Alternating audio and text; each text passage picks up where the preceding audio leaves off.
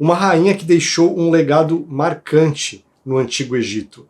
Reencarnou no século XVIII e viria a ter um papel importantíssimo na história do Brasil.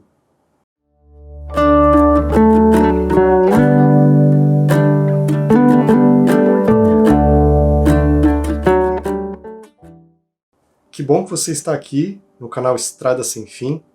Meu nome é Áureo. E, claro, não importa tanto sabermos quem foi quem em reencarnações passadas. Isso é pacífico. Mas é interessante, sob um ponto de vista pedagógico, sob um ponto de vista de quem quer estudar, não de mera curiosidade, embora a curiosidade intelectual seja saudável, mas quando você tem a informação de que tal espírito reencarnou em tal condição, depois reencarnou em tal condição, isso é muito interessante para aprendermos sobre como se processa a jornada de evolução de um ser, como a lei de causa e efeito atua dentro do espaço-tempo, quais foram as dores, as feridas que aquele ser levou para uma outra vida para serem melhor trabalhadas, como os afetos que ele cultivou se multiplicaram ou o acompanharam ao longo de outras vidas. Porém, sempre que eu faço um vídeo como esse, algumas pessoas questionam por que tais espíritos sempre teriam reencarnado como figuras importantes da história. Mas, com certeza, estes seres também tiveram reencarnações em que passaram como anônimos diante da história humana. Mas, pelos seus próprios predicados, pelas suas próprias potencialidades e experiência, muitas vezes atuam em condições de, por meio de seus próprios potenciais, mais uma vez ficarem registrados por feitos importantes na história da humanidade. E acabam sendo aproveitados pela espiritualidade maior quando um avanço civilizatório precisa ser trazido ao planeta, à crosta planetária. Foi o que aconteceu com a célebre e grande rainha egípcia Nefertiti, ela que foi esposa do faraó Akhenaton. Eles viveram por volta de 1300 anos antes de Cristo, fizeram parte da 18ª dinastia egípcia, governaram durante 17 anos e reencarnaram com uma grande missão que é muito bem explicada no excelente livro do médium Roger Bottini Paranhos, A Revolução Espiritual do Antigo Egito. Este livro explica que Akhenaton, Nefertiti e uma pleiade de espíritos ali reencarnaram para tentar, pela primeira vez, de forma contundente, implantar a crença num Deus único. A humanidade já tinha chegado num tempo de maturação consciencial em que este avanço precisaria surgir, até para preparar outros avanços, como a própria missão de Jesus, que, para ser melhor apreendida, o monoteísmo, a crença de que todos estamos debaixo de um único comando universal, uma única inteligência suprema atuante em todas as latitudes e longitudes do cosmos. Isso já precisaria estar muito bem consolidado. E não era a realidade do Antigo Egito, onde se tinha cultos de todo tipo de Deus, uma sociedade plenamente politeísta. E Akhenaton, o faraó, casado com Nefertiti, desde cedo ele mostrou que era uma criatura realmente especial, um espírito bem evoluído. Desde pequeno demonstrava interesse por coisas ligadas à espiritualidade, demonstrava um altruísmo e um temperamento bem diferente da média da população daquele tempo. Quando esteve no poder, suas atitudes começaram a desagradar muitos setores da sociedade. Na política externa, por exemplo, ele não se preocupava em expandir os territórios do Egito, era um faraó extremamente pacifista. E ele encarnou esta missão que levou muito a sério, que consumia todo o seu tempo, colocar o culto a um Deus único, que ele chamou de Aton, o Deus Sol. E Akhenaton construiu uma nova capital. Estes são fatos históricos, já comprovados pela arqueologia. Akhenaton construiu uma nova capital mais ao sul, transferiu a capital do Egito de local, construiu uma cidade, Akhetaton, em homenagem ao deus Aton. Cidade que, inclusive, tem elementos urbanos semelhantes à nossa capital, Brasília. Mas eu conto essa história num vídeo que vou deixar na tela final. Akhenaton não foi compreendido pela sociedade de seu tempo, ele contrariou muitos interesses, principalmente dos sacerdotes egípcios, que, unidos com os militares, depuseram Akhenaton e Nefertiti de forma violenta do poder, colocando no trono o filho de Nefertiti, Tutankhamon. Com apenas 9 anos, ele foi colocado no posto de faraó. Certamente, pela idade, seria muito manipulável por figuras que o cercavam. Não se sabe ao certo o que aconteceu com Akhenaton e Nefertiti. Muito provavelmente foram mortos nesta revolução, neste golpe, e eles tomaram providências para que eles fossem totalmente esquecidos pelas gerações futuras. Foram taxados de grandes hereges, não tiveram direito a honrarias e ritos de mumificação que os faraós tinham na época, e a tumba que Akhenaton havia construído para que ele fosse colocado lá, mumificado, seu corpo não foi encontrado lá. E Akhenaton casou com Nefertiti. Seu nome significa a bela que veio. Com ela, ele teve 6 filhos. Nefertiti foi uma das mulheres mais sábias da história. E é comum em espíritos missionários que eles não venham ao planeta desempenhar suas missões sozinhos. Sempre reencarnam muitos amigos, amigas e outros que ficam no mundo espiritual dando suporte ao missionário, à missionária. E Nefertiti teve um papel fundamental nesta missão de Akhenaton, de trazer esta primeira tentativa do culto a um Deus único na face da Terra. Nefertiti, enquanto o marido focava totalmente nesta grande missão espiritual, tendo constantes estados de alterações de consciência, de arrebatamentos, Nefertiti focava o seu trabalho na administração do Antigo Egito. Ela, de fato, era quem governava. E era reconhecida pela população por isso. Formavam uma espécie de tríade governamental do Antigo Egito daquela época, segundo os estudiosos.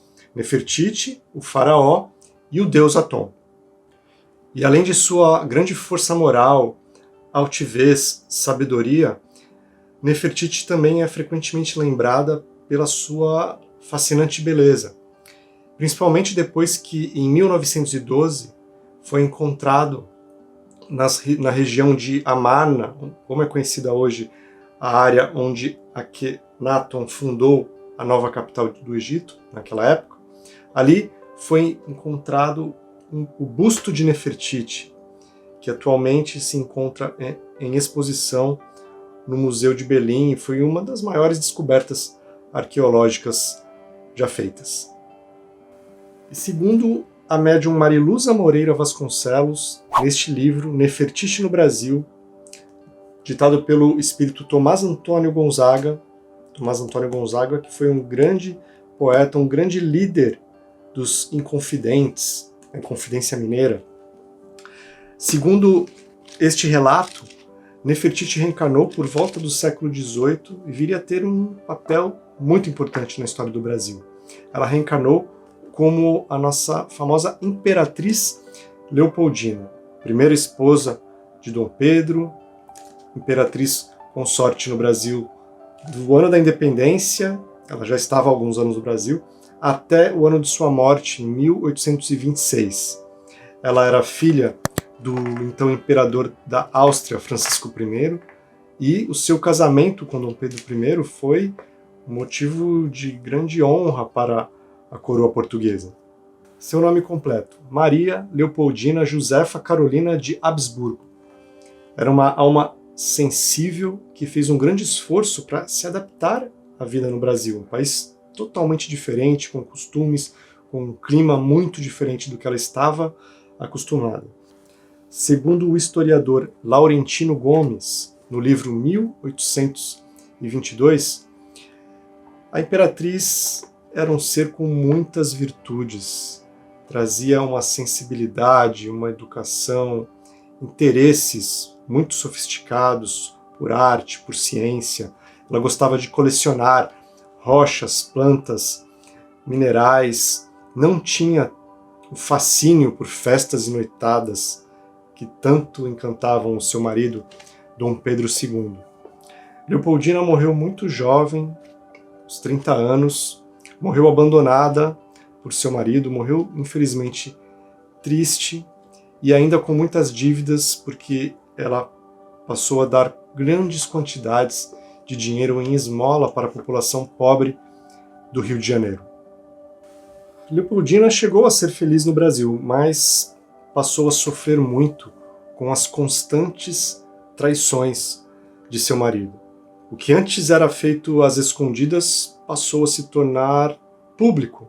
Dom Pedro I, sem o menor constrangimento, traía Leopoldina com a famosa Marquesa de Santos, chegou ao ponto de mandar os seus guardas trancarem Leopoldina durante a noite para suas escapadas noturnas, construiu um anexo no palácio para que a Marquesa de Santos morasse, para escândalo de toda a corte. Mas, apesar desta triste convivência conjugal, numa época em que o divórcio, ainda mais na família real, seria impensável, apesar disso tudo, o que foi uma grande provação para este espírito, Leopoldina conseguiu cumprir o papel, seu importante papel, no processo de independência do Brasil. A imperatriz, ao lado do ilustre santista José Bonifácio de Andrada e Silva, foram decisivos nos acontecimentos que libertaram o Brasil do jugo da coroa portuguesa. Leopoldina teve uma primeira grande importância no chamado Dia do Fico. Em janeiro de 1822, Dom Pedro I recebe uma carta da corte portuguesa exigindo o seu retorno a Portugal, e ele vinha demonstrando uma tendência de obediência às ordens da metrópole. Mas, por uma influência decisiva de Leopoldina, ele disse que ficaria no Brasil. Foi também iniciativa de Leopoldina convencer José Bonifácio, patriarca da independência, a aceitar o papel de ministro de Dom Pedro I. José Bonifácio vinha resistindo a aceitar este cargo por não confiar em Dom Pedro, mas Leopoldina costurou este acordo, de modo que José Bonifácio não só aceitou, mas viria a ter uma influência muito grande também na independência do Brasil. No início de setembro de 1822, Dom Pedro I estava no estado de São Paulo. No dia 2 de setembro, houve uma reunião do Conselho de Estado, e sempre que o imperador estava ausente, Leopoldina assumia o comando do país de modo interino. Então ela presidiu o Conselho de Estado do dia 2 de setembro de 1822 e assinou a Declaração de Independência, que foi escrita por José Bonifácio.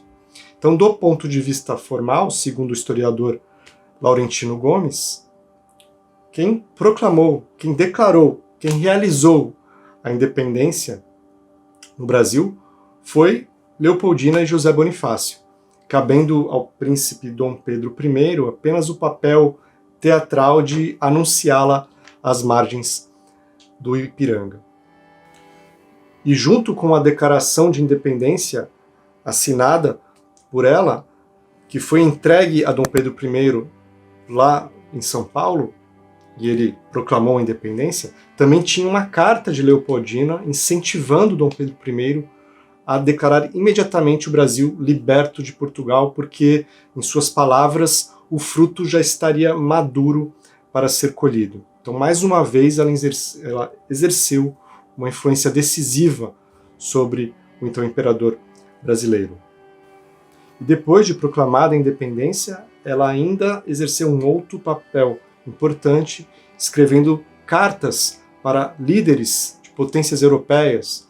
Escreveu carta para o seu pai, imperador da Áustria, escreveu carta para o seu sogro, então rei de Portugal, pedindo que eles reconhecessem a autonomia do novo país que surgia, o Brasil, que a partir daquele momento deixou de ser uma mera colônia de Portugal.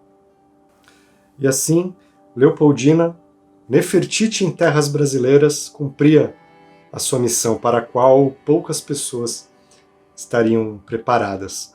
4 anos depois da independência, ela faleceu em meio a crises convulsivas, a febre alta.